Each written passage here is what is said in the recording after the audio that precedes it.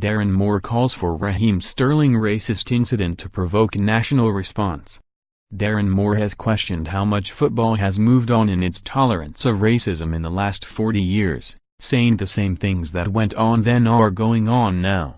The West Bromwich Albion head coach, one of only 8 black managers in the Football League, says he fully supports Raheem Sterling for drawing attention to where the industry is at in dealing with racism.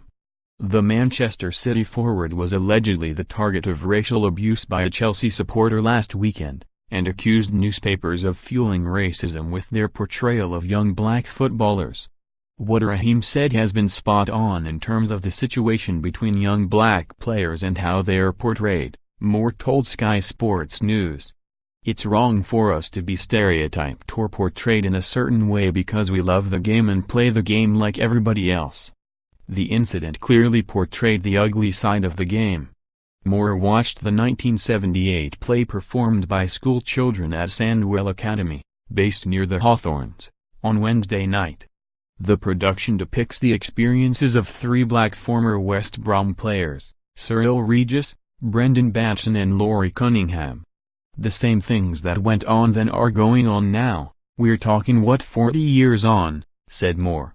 So what can we learn from this generation in terms of going forward?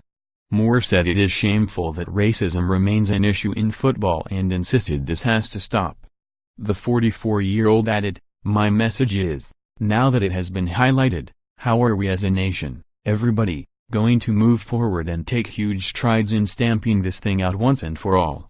We don't want to single out anybody, what we are calling for is everybody to take a share in it, come together and say these incidents will not be tolerated in football.